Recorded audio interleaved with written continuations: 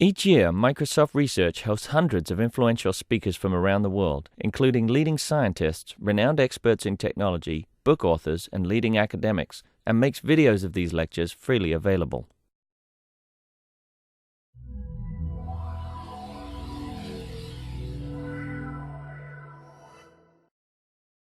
So it's a great pleasure to be invited to talk. Like Tony, I'm also going to take you back into the past a little way, and indeed that conference at Cambridge in November of 1949 is an important event in the context of my talk. It was the conference at which Turing gave his paper about understanding complex routines. That conference was in fact the coming out party for the first computer that Cambridge University built, this machine called Edsac, of which I and others are now trying to build a replica. So what I want to talk to you about in this presentation is the challenge of building a replica of a computer some 60 to 70 years after the first one was built, when none of the people who built it, unfortunately, are alive. Maurice Wilkes, who was the head of the computer lab at Cambridge, the mathematical lab as it then was when the machine was built, died about 2 years ago. There are still people around who used it, and in fact one of the volunteers helping build the replica was a user of the machine, which is quite impressive. And we have a very incomplete record of how the machine was actually organized internally. And so this is very much a research project with a great deal of scholarship. And so what I'm going to do is take you through some of those issues and just take you back to what computing was like in the 1940s. Now, to help me gauge my audience, like Tony, I want to ask a couple of questions. How many people have ever written or at least looked at some kind of program in assembly code? Few. So you all know what a computer instruction is and so forth. Very good. How many people here have a passing knowledge of basic electronics for computers? Boolean algebra and gates and things. Okay, a small set. Right. How many people here have ever fixed a radio? Good. You're going to understand this talk better because Edsac was much more a radio than it was a computer, but we'll come to that. Very good. So now I have to fight the technology. So, and these pictures on the top of the screen up here are pictures of the Edsac computer. Like many early machines, it was racks of valves and so forth. And I'll talk to you about the organization of the Sapien machine. But if you carry in your mind these kind of images of a room full of hot stuff, that'll give you a good context to get started. I should also like to acknowledge a colleague in the team, Chris Burton, who is very much the technical authority. I'm the project manager. My job is to make sure that we have all the bits and pieces we need and we understand how we're working on the project. Chris is very much leading from the design side. Here's an interesting character. He started his career with a computer company called Ferranti, who began their life following work at Manchester University that's contemporary with the Cambridge work.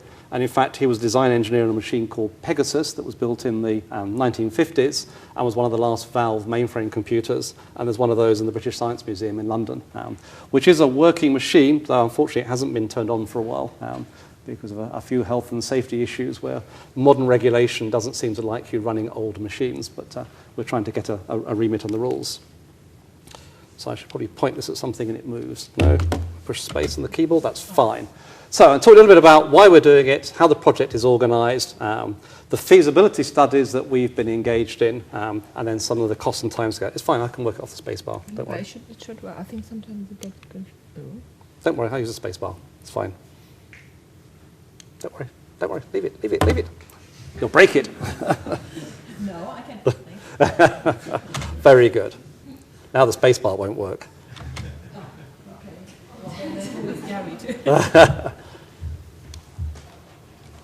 We use the mouse instead. Let's just close it down and just stop there. But the mouse is not. Let me just close it down and see what happens. See, I've only been gone a year and nothing works anymore. In fact, it's about 9 months, but there you go. Fantastic. See? So, I stand corrected. So there's a local, well-known technology entrepreneur, Herman Hauser. He's one of the founders of Acorn, the company that built the BBC Micro, and the company which span out ARM, who I'm sure you all know, the manufacturer of the chips, processors that you find in many of the mobile devices and phones we all have. As a person with a strong interest in computing, and indeed someone who's working on creating a science centre here in Cambridge as a kind of museum and teaching place for school children, He asked a group of us the question following a conference in the Cambridge Computer Lab a few years ago to celebrate the 5th anniversary of EDSAC running its first program, of would it be feasible to build a replica of the famous EDSAC? And so a batch of us have risen that challenge. The answer is we think so. We haven't actually quite succeeded yet. And we set ourselves the goal as to build a replica of the machine as it was in May 1949 when it ran its first program. And if you go to the computer laboratory across the street, in their exhibition case is a facsimile of the computer's logbook on that date, where it ran first program, which printed a table of squares. And we know what that program is. One of the reasons why we've had to pick a particular date is all the early machines were essentially experimental, and so their designers kept adding and trying things.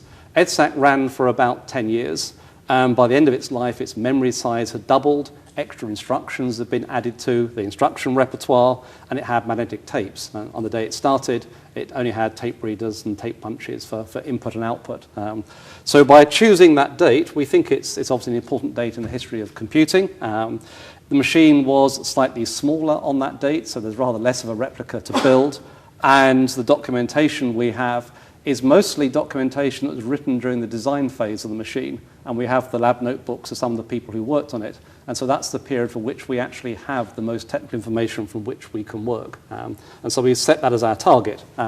Very much as a tribute to Professor Maurice Wilkes, who was the head of the mathematical laboratory who designed the machine and led the project. Interestingly, some of us who were involved in the project spoke to Maurice about this. He wasn't actually very enthusiastic. His view of computing is it's a subject that moves forwards, and it's much more important to focus on new things going forwards, to work on the big problems, I think following many of Tony's and Andy Gordon's messages. And he couldn't quite see why bright people want to spend their time redoing something already been done. Some of us, I think, have a nostalgia for old technologies, and now I've retired, maybe I'm allowed to look backwards as well as forwards. Interestingly, he also said to us, moreover, there's no need to bother building a replica. Everything you need to know is in the university library, if only that were true. So why is EDSAC important as a computer? You have to be very careful with definitions in this area, because there were lots of things happening in parallel in many places, in the late 30s, in the 40s, all of which are clearly steps towards computing as we know it today. You're probably aware, for example, of the American machine called ENIAC that was used for producing the kind of tables that are needed by artillery for predicting where shells will fall.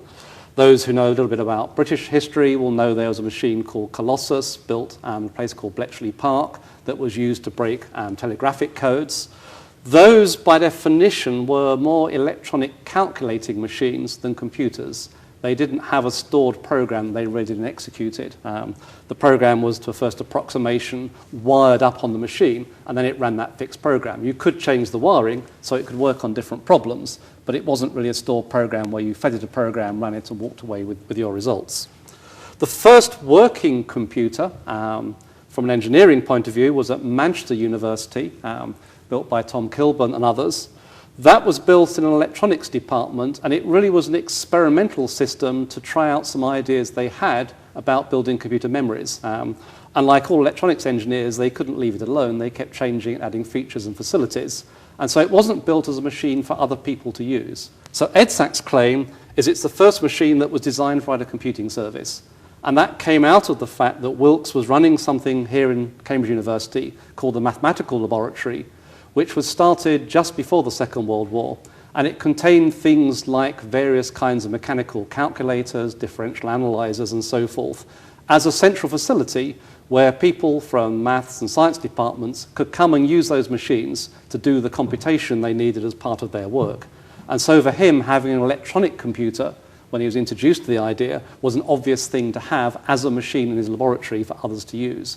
So he thought about it as an exercise in building something for others to use. And that, I think, was very helpful because he went about the design in a very conservative way so that he was confident it would actually be reliable. And he thought a lot about what these days we would call usability. None of these words existed in those times. It's fascinating to read the old documents and the vocabulary that people used. He thought a lot about how to make it an easy machine to program in a way that others didn't. There are many other machines at the same time. The concepts behind EDSAC, which stands for Electronic Delay Storage Automatic Computer, Wilkes got those from attending a conference at Princeton University in the United States, where John von Neumann talked about his design for a stored program computer, a machine called the EDVAC, so very little difference in the names. And in many ways, EDSAC is a simplified EDVAC, and because it was simpler, Wilkes was able to build it and get it working. EDVAC was built, but actually many years later, and so that's quite interesting. Turing was also around at this time designing computing things because he'd been involved in electronics as part of his work with the code breaking, and he designed a machine called ACE, although that didn't get to be constructed. Turing was very bright at many things, but he was not a good project manager, and ultimately they had to take him off his machine and have other people build it for him to get it working, and that machine did get to work in due course. It also turned out from the computer architecture point of view to be a little bit of a backwater, whereas EDSAC looks like a modern computer in a very simple way. So it's conservatively designed for scientists, engineers at Cambridge to use as a personal computer. You walked up to the machine, it was all yours while you used it. It only ran one program at a time, so you elbowed your way to the front of the queue and kept everyone else behind the door, ran your paper tapes, kept your output, and then walked away. There was a bit of management. There was something called a computer needs committee who you went to, and that basically said, yes, you can come in the building and use the machine. And if you were a student, you tended to use it at night. If you were a professor, you tended to get permission to use it during the day. And if you hogged the machine too much, you get beaten up in dark alleys by your colleagues. EDSAC, as a calculating device, made a number of contributions to scientific advances in Cambridge, particularly in astronomy. Martin Ryle used it to do some early work in interferometry. That's the idea of having lots of small telescopes in a regular array. If you can do the maths on the signals they receive, you can essentially proceed as if you had one very, very large telescope, and you need a lot of computing power to do that. So he used EDSAC. So John Kendrew used it to do some of the X-ray crystallography calculations that were on the pathway to discovering the structure of DNA, and several other fields. And indeed, there are 3 Nobel speeches which acknowledge EDSAC as another contributor to the results of the project. In many ways, for those users, it was the biggest single leap in computing power ever. And even with Moore's law, we haven't seen a single leap as big. If you look at the scale of problem and the time it took to solve it, you could achieve by the hand calculators, the mechanical devices previously. EDSAC was about 1,500 times faster. It's a huge, huge leap, and so it absolutely dazzled people. Problems that were previously impossible suddenly became doable with this machine. The other aspect of EDSAC, which was a great novelty, and in many ways it took the rest of the industry 10 years to catch up with all of this, was it was the first machine to read in symbolic programs. As an EDSAC user, you didn't actually need to know what the numbers were of the machine functions. You didn't really have to understand very much about the internal organization. You wrote in a symbolic notation using letters and numbers, and that was executed as a program, and that's all you had to understand was that notation. And you were taught to work at that level. How the internals behaved could be left to the engineers. And essentially, the machine had a set of initial instructions, a first program, that when you pressed the start button was called into the memory of the machine. And that little program had a simple assembler in it that read in this symbolic notation, put the correct bits in the memory of the machine, and then ran your program. And interestingly, as they developed the idea of subroutines and library routines to add to your program for various mathematical functions and so forth, those initial instructions also did all the address linking, because obviously a subroutine might end up in different places in memory, depending which set of subroutines you combine together. And so the idea of a linking loader was there too. So many early ideas right there from the outset. So in terms of the project, just to quickly fill you in, the project is at the highest level a charity with a set of sponsors who've graciously funded us, the University of Cambridge and the British Computer Society as the corporate entities. There's a management board that looks after the overall project, which is looked after by the Computer Conservation Society, which is a wing of the British Computer Society, and the British National Museum of Computing, which is a museum of computing devices at Bletchley Park in the old buildings where all this code breaking was done. And in fact, the buildings are the ones where the Colossus machines were housed. So the Computer Museum at Bletchley Park is also in the world's oldest computer suite, because the building H Block was built to house Colossus. It was a purpose-built machine room. The actual work is being done by the project manager, who's me, and a team of volunteers. So let's start talking about that. First of all, I'll introduce you to EDSAC from a programmer's perspective. It's a nice, simple machine to understand, not like your modern Intel machines of vast complexity. There are basically two registers, an accumulator and a multiply register. There are 512 words of memory on a good day, sometimes less. The memory is 35 bits wide and actually consists of two 17-bit half words. But if you choose to put data in two consecutive 17-bit words, because of the way the machine is built, you actually end up with a 35-bit double word. So that's a little bit confusing for modern programmers. Half words don't add up to a whole word. A whole word is a little bit longer. As I open up the insides of the machine, you'll see why that's the case. All the arithmetic is in fixed point. Anyone who learnt their programming in the 60s knows what fixed point means. For modern programmers, it essentially means integers. There's no floating point inside the machine.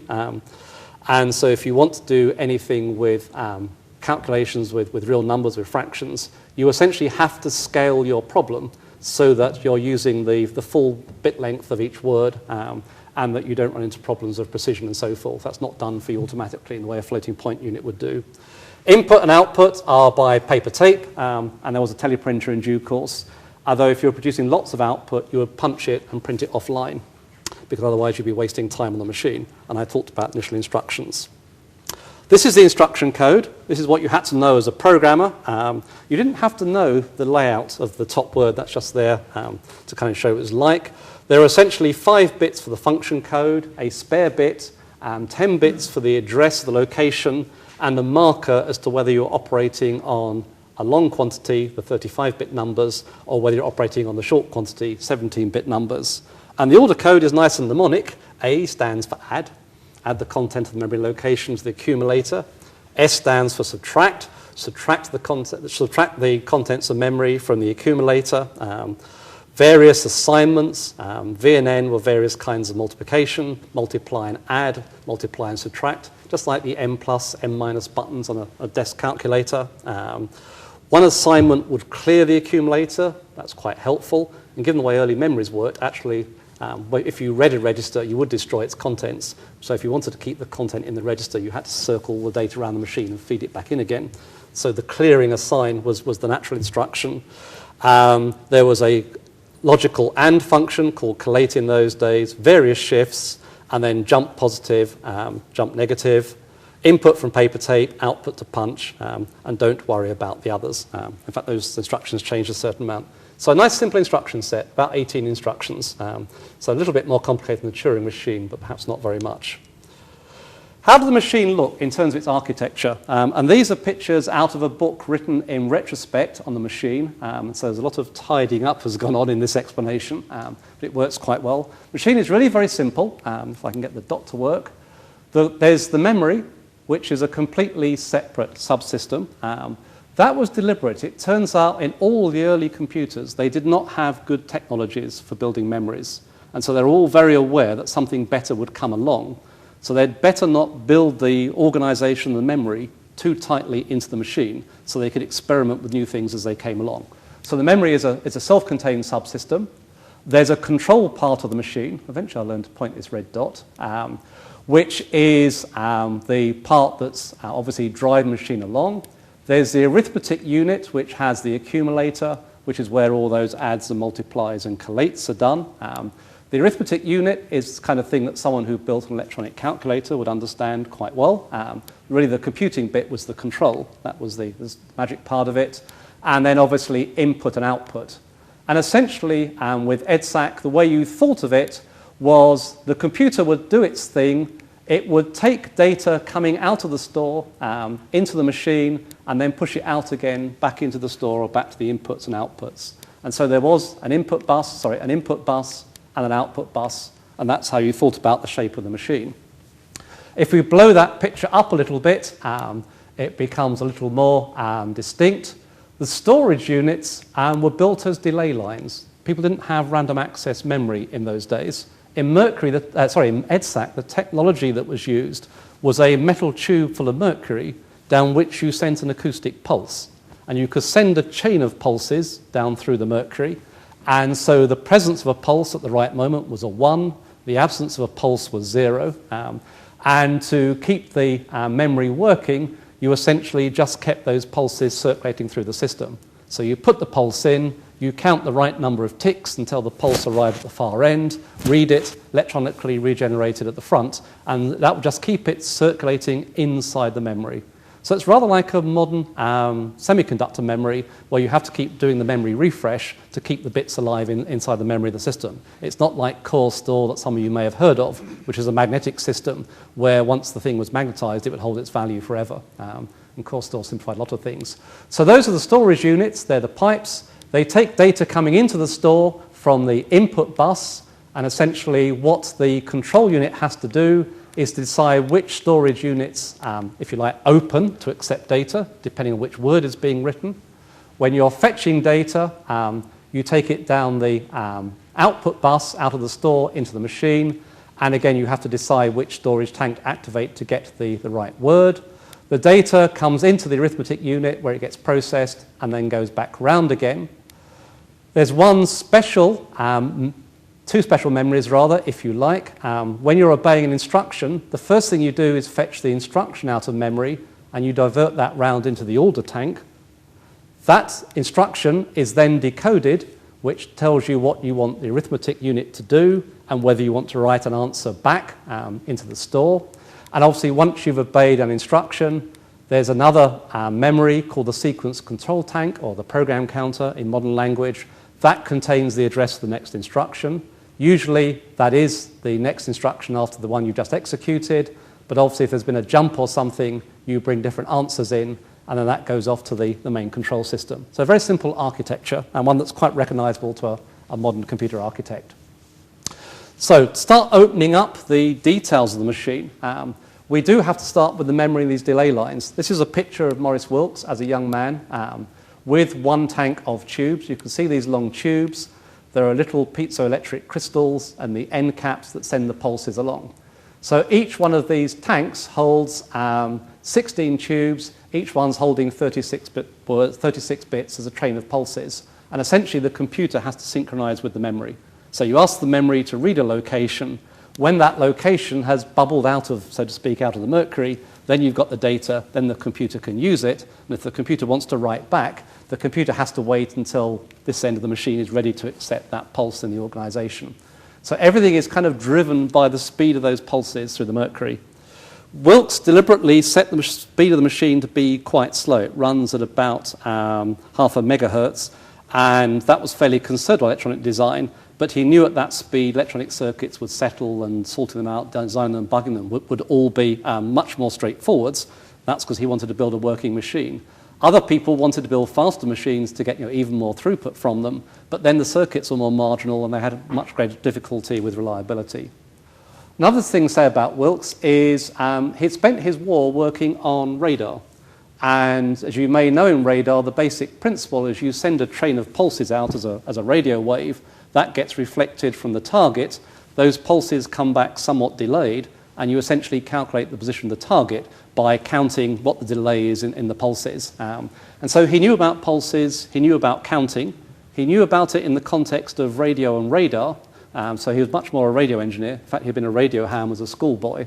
And fortunately, this technology of Mercury delay lines was used in radar because they needed ways to store pulses and correlate. And he had a mate called Tommy Gold who knew all about this stuff, and Gold told him how to build this memory, and so it kind of worked out the box, whereas most other people who were designing computers also had to do a lot of R&D on their memory technologies, and their memory technologies often let them down. It's one of the trouble that Manchester had with their approach to storage based on essentially persistence on cathode ray tubes. So Wilkes was quite lucky there. Yes? Were these acoustic pulses audible? No. 500 megahertz is outside your hearing range. So if you're inside the machine, essentially you talked about this thing called a major cycle, and this is the time it takes a bit to find its way through a delay line from going in to coming out, just over a millisecond. So the basic clock rate of the machine is 870 cycles a second, hertz in modern units. And essentially, there's a train of pulses going through the machine where each pulse is separated by about 2 microseconds. and those represent consecutive digits. Each pulse is about a microsecond wide, and a major cycle is the time it takes the 16 bits to go through. And so inside the machine itself, there's a central clock that is generating clock pulses. Out of those, you can then produce the pulses for each individual digit in the memory. So you know when the particular digits of the machine are coming through, and that's when you can fire the circuits that want to exercise themselves on bit 5 of word 6. You can just do all the counting and know you're there. Now, EDSAC itself, as I said, was a serial machine because that memory is pumping out the bits as a string of bits. And in the design and arithmetic unit, for example, the adder is a single bit adder, what you call a half adder circuit, because it would add the bottom order bits, and then the next set of bits up would come through, next pair of bits. You'd add those, putting in the carry, and so you'd cipher all the bits through the adder to produce the output as a stream. One of the attractions of building your machine as a serial computer was you were using fewer components than if you tried to build a parallel computer of the modern kind, where your registers are completely parallel and you add all the bits simultaneously and propagate the carries through. And so most of the early machines followed this serial architecture to keep the component cost down and to increase the reliability because there was less to go wrong. But unfortunately, there are a few places where you do have to go parallel. And one of those, for example, is in memory decoding.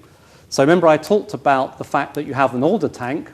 You need to get out of that the instruction bits so you know if it's an add instruction or not. And so there you have to build something like a shift register, which can then go through some sort of decoding circuit that can then turn off and on the right bits of the control system to execute the instruction that you're currently obeying. Similarly, the address digits, you need to get hold of those and turn those into a numerical address that you can then decode so you know which input and output gates to work on those various memory tubes. And you've also got to time that to be coincident with when the particular word you want is exiting the tube. So they literally had something called a coincidence unit that would wait for the tank selectors to come on and then blip them at the moment when the bits you wanted were coming out of the memory. And because of this half-word, long-word thing, you also had occasionally to put half-word delays into this whole business. So at this point inside the machine, to do the address decoding, actually it did have to go parallel. And it's interesting when you read some Wilkes' accounts, to get all this working was very, very hard. And there's quite a lot of regret they didn't try and build a parallel machine from the outset. And when they built the next machine in Cambridge, which right enough was called EDSAC 2, that was parallel from the beginning. So serial machines did have some disadvantages. So what does it take to build a replica? This is a picture of the machine. Mostly all we have are pictures and programming manuals. So we don't have a complete blueprint. What we want to build is something which is consistent with the photographs, that uses components from that period and circuits designed as people would have designed them at that time, as much as possible. Where we have to cheat, we'll use modern components but try and camouflage them. And there's a funny story there, actually. These sort of tin can things, these are valves, you know, the glass tubes that glow red you might have seen in grandparents' radios. You're all too young, you won't have seen a valve radio. You might have seen a valve guitar amplifier. But these things had metal cans on them to screen them from electrical noise. And it turns out you can still get all these components. They were used in things like military radar well into the late 60s, early 70s. And the military bought so much equipment for spares and repairs, those things come onto the second-hand market, and you know, people's grandfathers die and they turf out his garden shed that's full of his electronics that he stole from the Air Force when he left them or something. So you can still get the old stuff at a certain price, but in a number of cases we've got things which are exactly look like that, the right tin can with all the right labels on the manufacturer's name. And if you take the tin can off, what you find inside is a more modern miniature vacuum tube, because the original big ones that are inside these tubes went out of production in the 50s. When they were making spares for these things in the late 60s, valves had been miniaturized, and so what the companies did was put a more modern valve inside the old tin can and wired it out to the old valve holders, because obviously if you're replacing a broken valve, you just want to plug a new one in. And a miniature valve and a miniature holder isn't terribly useful, so they just hid the miniature things inside the big ones. And so if we have to cheat, well, these days you could hire an ARM processor and 64 gigabits of memory inside one of those tin cans. So we've got lots of escape routes. Scarlett. Sorry, is it known what happened Yeah, it's all scrapped. Apart from one or two pieces that you can see in the computer lab. It's all thrown away. They needed the space for the next machine. They wanted to cannibalize some of the components, and they were very focused on building the next thing. And this is old-fashioned and boring. Why would you keep it? You know, who keeps their old cars? And then one day you suddenly discover the first car you had as a student is now worth thousands of pounds to enthusiasts who restore these things, and you wished you kept it. So, and we're going to adhere as much as we can to the principles by which the EDSAC architecture was there. So we want to be as faithful as we can. We will never know if we've actually succeeded in building a replica because we can't hold up what we've built against an original.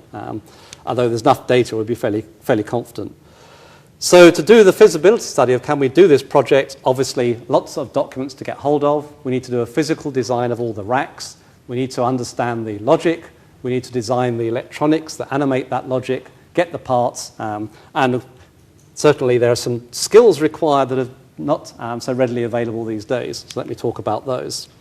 In terms of documents, the original technical description and some diagrams are in the Cambridge Computer Lab's archives. And essentially, those documents are documents that Wilkes wrote as he came back on the Queen Mary, famous ship, from this conference in Princeton, thinking, I can build one of those. And by the time he got back into Cambridge, remember a sea journey across the Atlantic was several days, he basically came into his colleagues and said, we're going to build this. And they said, okay then, and started work. When you read their notebooks, some of these recollections of pioneers, some people wrote up their experiences. We found some people's lab books, or some parts of them, or their families have given them to us. You discover that not much of that plan survived contact with the enemy. There was a lot of redesign and rebuilding as they discovered the ideas didn't work out as well as they thought. There are, fortunately, a lot of photographs, and that's extremely helpful. There are some published papers, though they're more about using the machine. We've collected all those. And as I said, the machine ran for 10 years, so we've got to decide which EDSAC we're going to build. We've gone for the one that ran on the 6th of May, 1949, through to shortly after that conference in November of 1949, which was the EDSAC coming out party. And at that conference, they ran a program that computed prime numbers. And the significance of that is an electronic calculator can print a table of squares. There's no decision process in that. It's straight mechanical, multiplying things together and printing out the answer. Whereas primes is essentially a searching problem. There has to be some kind of decision making, and that's what distinguishes a computer from a calculator. And so primes is really the first interesting computer program that EDSAC ran.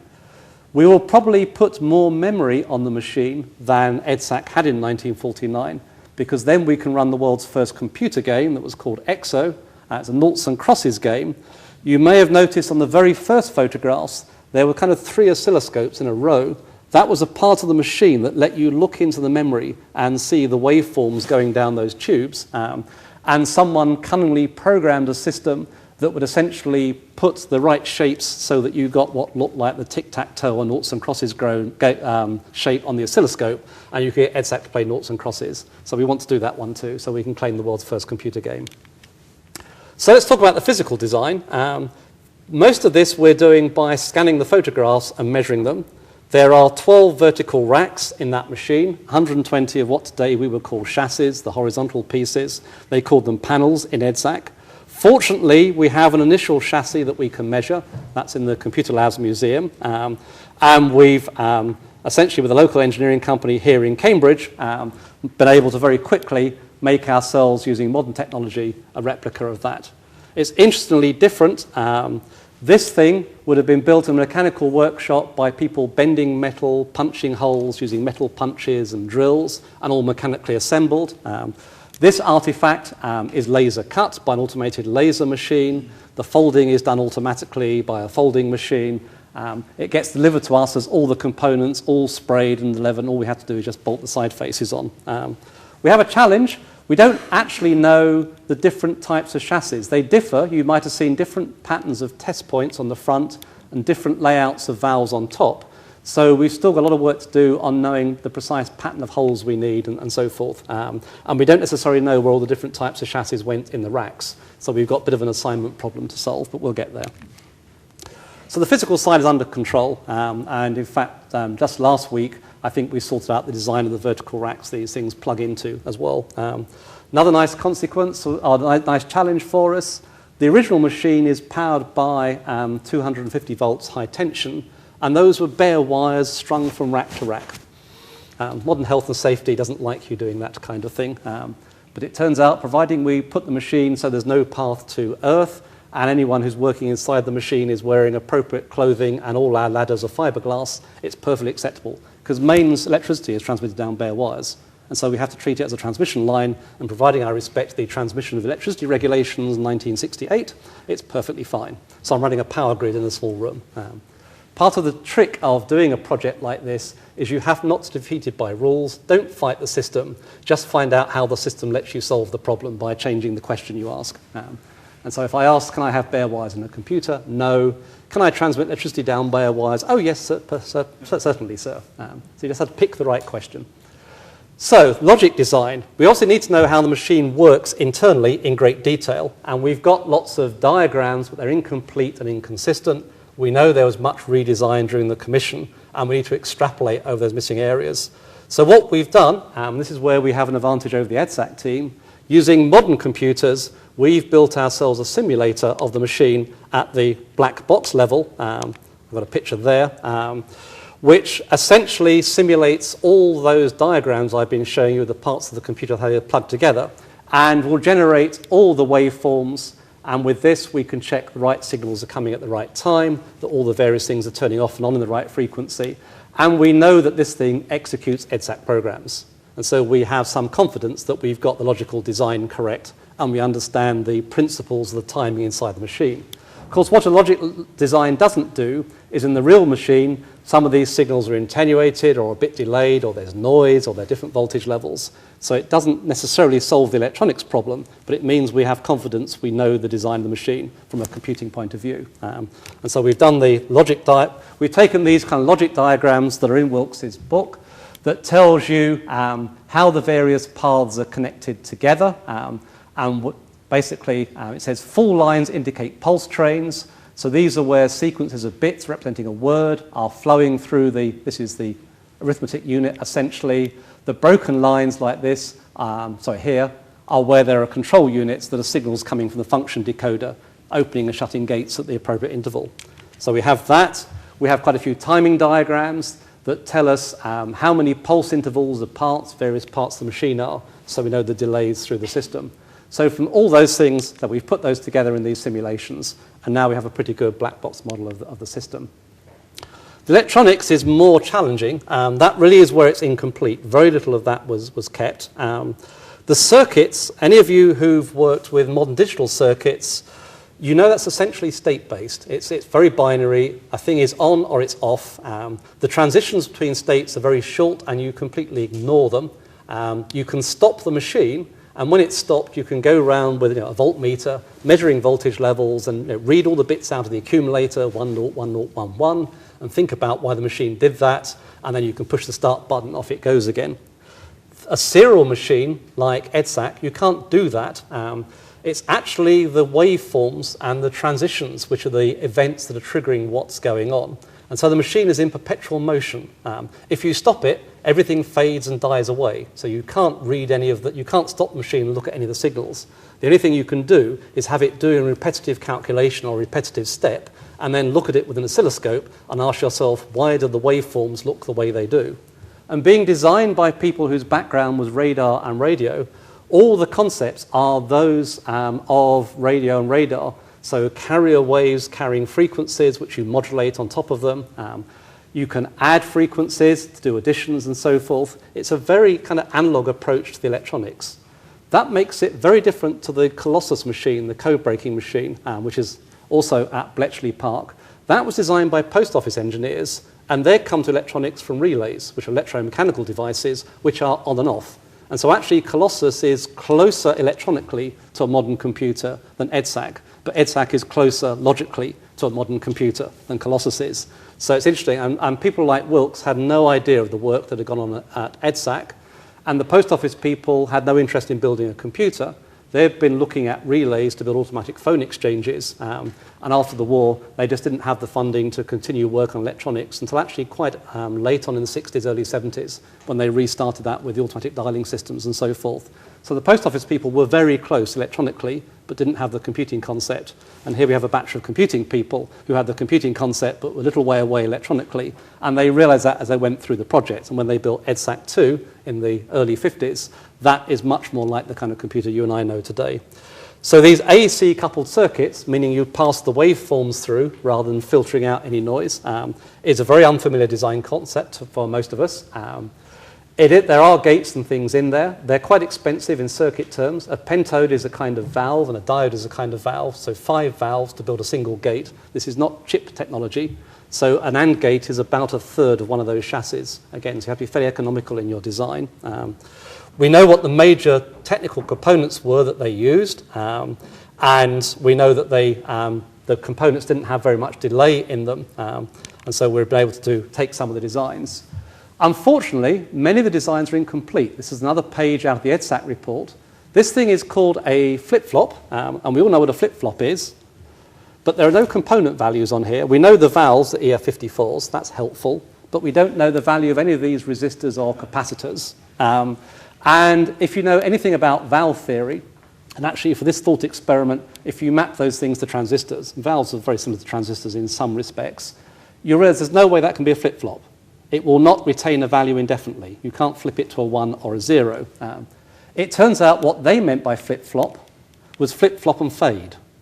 All it has to do is retain a value for long enough for something else that's using that value, and then when that's finished with, it can decay away. And so it's much more a staticizer, which is not a modern concept because in the modern world, once something's got a value, it keeps its value forever. Whereas here, essentially, it's a time-limited monostable. And once we'd realized that, then it's very easy to design one of those. If it's only got to hold a pulse for a matter of some tens of microseconds, it's much easier to design something and the component values come out in the wash. So we're starting to understand how to design circuits to do all the electronic logic, and that's coming together quite well. Now we've got to try and map the logic to the circuits, the chassis, so that we end up with something that has the same physical shape. There are some clues in logic diagrams. We know some of the logic, but we don't know. I can't tell you instantly what all these different chassis individually do. We know there are about 12 different types, and we know the names of about 8 of those types. And we know for some things there's only one such chassis. We know for other things they have to be replicated for various reasons. And so we've been staring very hard at these photographs, using the shape of the valves and the count of them as a kind of signature, and also these little electrical test points, those come in quite regular patterns. Those are kind of visual signatures. And having worked with the machine learning people and computer vision people in this lab, I thought this is an easy problem. I'll give it to these guys and they can use magic computer vision techniques and classify everything. But it turns out there's not enough data. And machine learning does need lots of data, and the handful of photographs we've got isn't quite enough. But then one day I started blowing up these photographs, and the originals are high-resolution glass plates. And it all started to look a bit exciting because there are these little labels on the chassis. And obviously at this resolution, you can start to tell the shapes of the valves apart slightly better.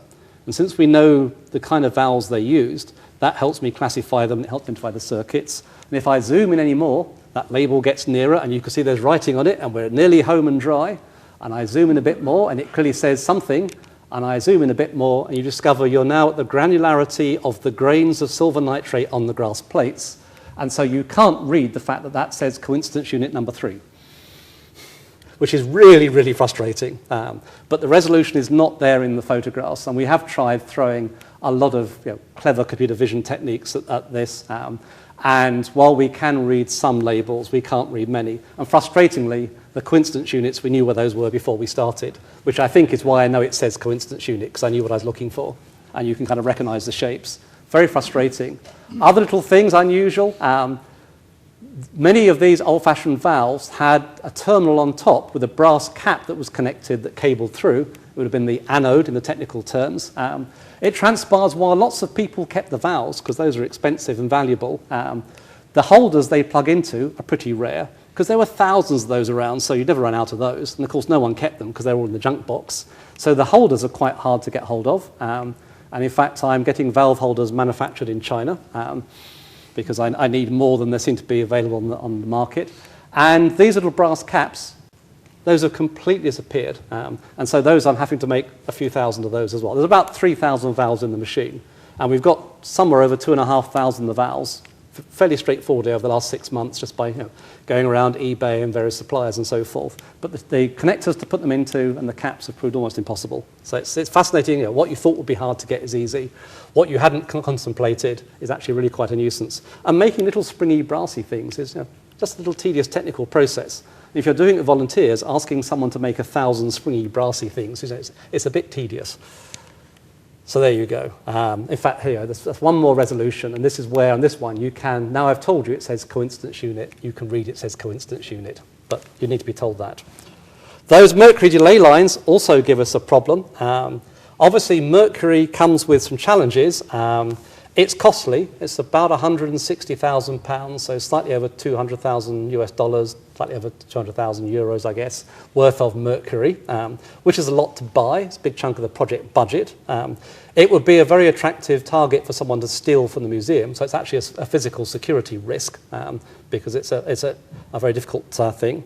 It turns out the health and safety issues, which everyone said, we won't be allowed to use Mercury because of health and safety, actually isn't too severe. The main point about handling Mercury, for example, friends in the Cavendish Physics Laboratory, and Scarlett helped make a contact there, they use Mercury still in some of their physics equipment. The main issue is you mustn't let it spill, because if it gets into the ground or into the water supply, it's very hazardous. But that you fix by doing any of your work in an environment where you've got trays to capture things that spill, and that's just a metal tray, so that's pretty easy to do.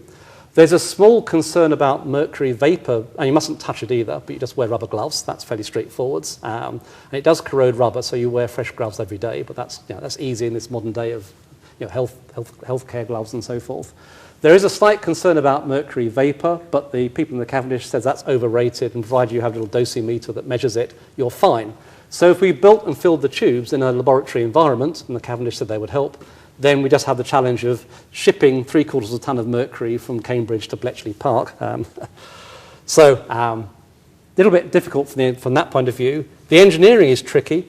These tubes, to get a reliable pulse train and no bad effects from echoes and misalignment, they have to be perfectly true to 1,000th of an inch across this tube, which is nearly 2 meters long. That's a big engineering challenge. It was probably done in the university's central workshops, and I imagine they built lots of tubes they threw away and just kept the ones that worked. When I talked to the engineering company who helped with the racks and chassis, they said this would be an expensive job to do today. Even today, that's quite demanding. And it turns out that actually the mercury delay lines were very sensitive to temperature. And if you read the accounts, there was a lot of sort of tuning that went on every day to get the mercury delay lines working properly. That's not going to work very well in a museum environment. So we're going to use a technology, called nickel delay lines. They're one of the immediate successors to mercury delay lines. Same idea, sending pulses, this time down a wire, a piano wire. The pulses are torsional twists rather than acoustic. That was well-established technology in the late 50s, early 60s. There are still people around who know how to build and use that, and it's rather more compact.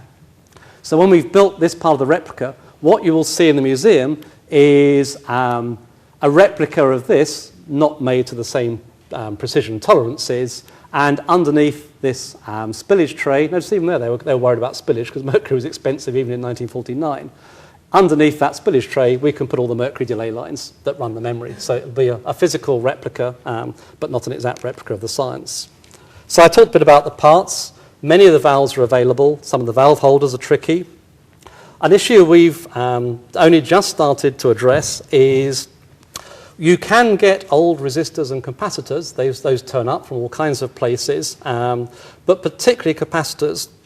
They're very unreliable with age, and resistors are unreliable with age. They drift away from their values. And so what we're thinking we will do is we'll build one chassis with period components as a standalone exhibit. And in fact, the chassis that we had from the computer lab that we used to measure, we have put valves in that, and we have powered it up, and it worked, much to our surprise. And so that's a working chassis, which is great.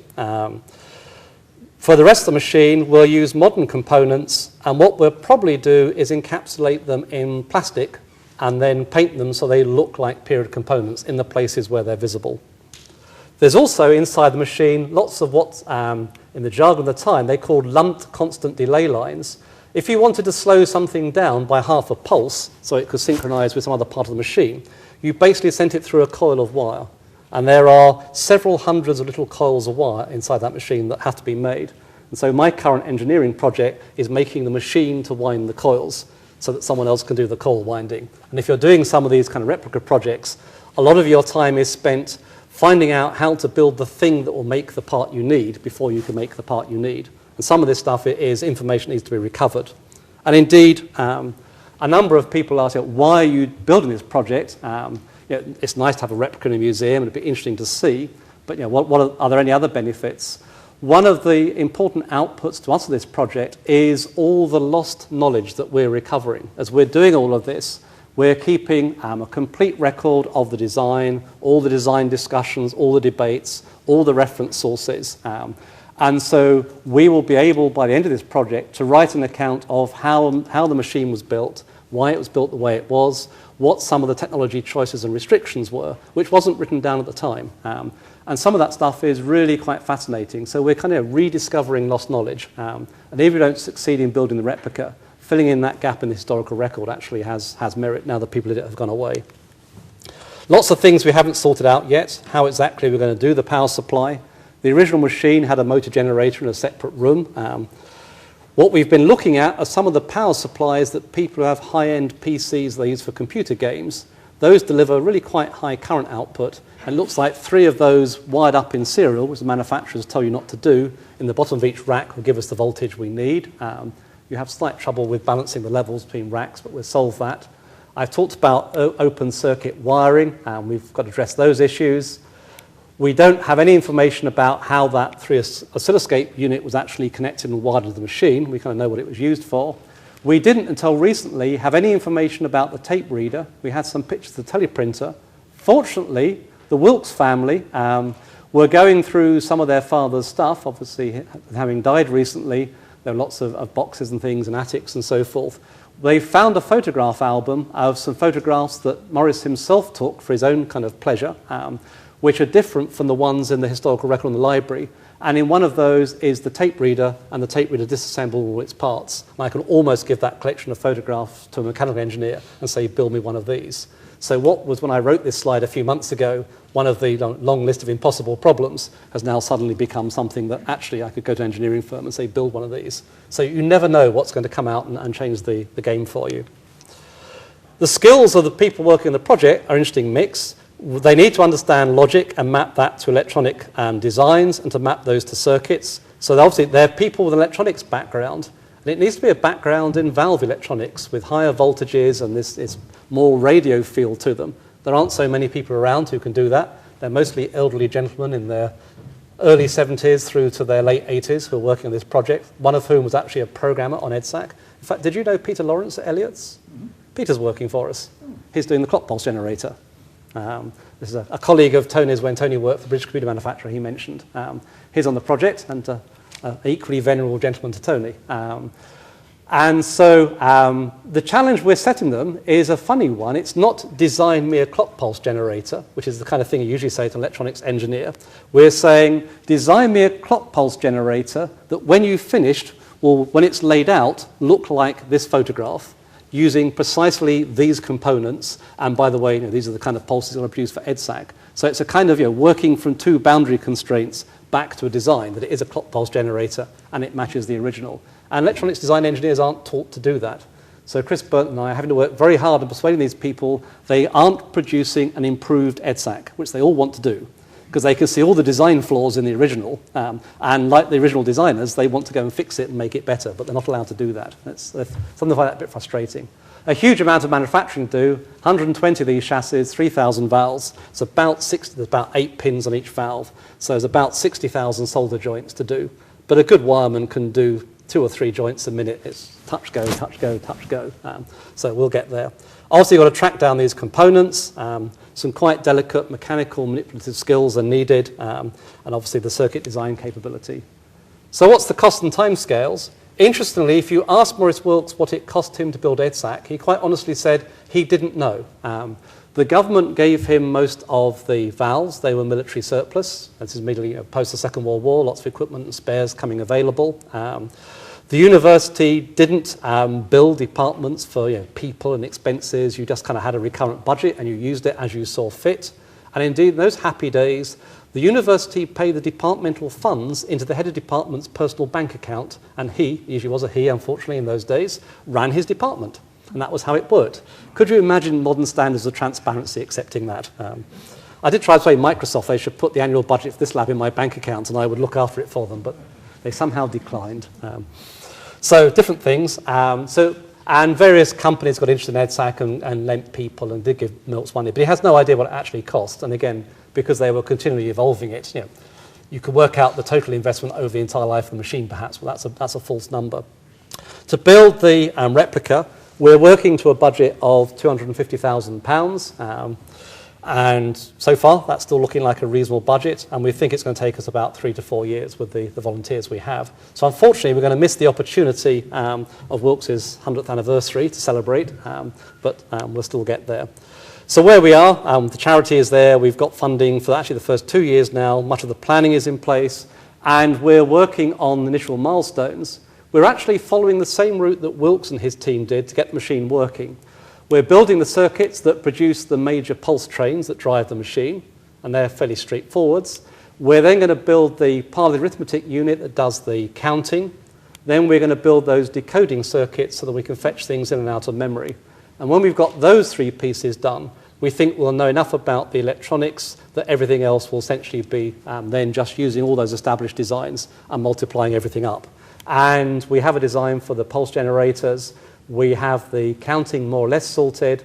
And just last week, I was reviewing the first design for the storage decoding system. So we're pressing on quite quickly. So I just said all that. So that's the EDSAC Replica Project. Hope you found that interesting and a glimpse of what computing was like, 60 years ago.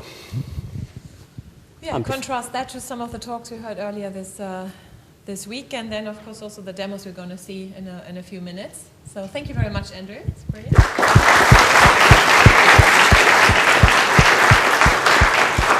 time for some questions before we move on.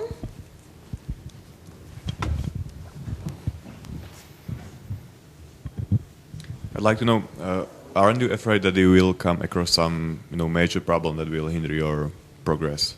And if so, how much do you will to cheat? Well, we're already cheating with the memory. We're using nickel delay lines rather than Mercury. And in fact, on day one, we'll cheat even more. We'll just plug a semiconductor memory in. And if you remember right back at the very, very beginning, this is where a Wilkes design decision actually helped us. Right back to the beginning, go on. Ding, ding. Whoops, that's the one. Remember I said the store was designed as a completely separate component. Magic, so we can build it using regular semiconductor memory.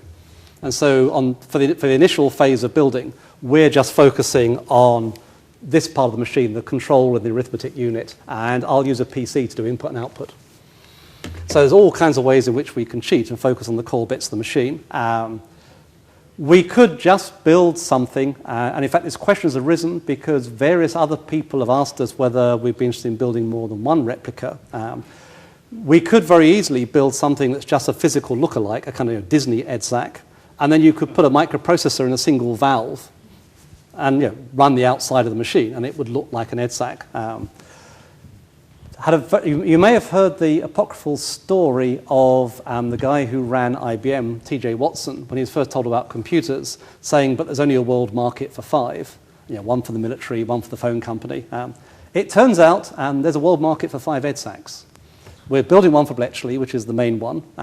The British Science Museum has expressed interest in having a loan of it, or would we contemplate at least doing something for them. There's a computer history museum in California who've expressed interest. There's this potential computer museum people are talking about setting up, our science museum setting up in Cambridge, and Herman Hauser's funding that. And he seems to be willing to fund building too if you really want to. And we know that the Japanese built a machine based on EDSAC quite early on. So I think it's worth sending a salesman to EDSAC. So at our last trustees meeting, I was joking that we should indeed be the EDSAC replica company with a marketing and sales team, and the worldwide market was 5. Great, thanks. Any more questions? So, a part of the physical design, you expect this machine to be working and executing programs, these games. So, I guess that with so many components, you have to spend a lot of money in maintenance the machine. No? So I'm not sure if you accounted on this for some years after the completion of the project. Yeah, and there's several questions wrapped up in what you asked, which is an excellent question. What we're proposing to build is a replica which can be operated by trained volunteers. So people need some training to work it, so we can teach them a certain amount about how to repair it and so forth. Our plan is that it should have an operational life of at least 25 years, and so we'll make sure we actually have enough components and spares for what we think we will need to see it through that duration. Why 25 years? Because after 25 years, people will either say, well, that was nice fun, now we'll just have it as a lights out exhibit, or 25 years from now, it'll be so important to keep it going that you'll raise the several millions of pounds you need. Because at that stage, you will have to go out and make valves because there won't be spares anymore. So we've kind of chosen that as a working life, and I will not be available as a project manager in 25 years' time. I think I'll be by then. So that's very deliberate. 10 years is a bit dangerous. 25 years seems a lot safer. So other things that we plan to do, we're going to think a lot about how we can use modern technology to monitor the machine and build diagnostics.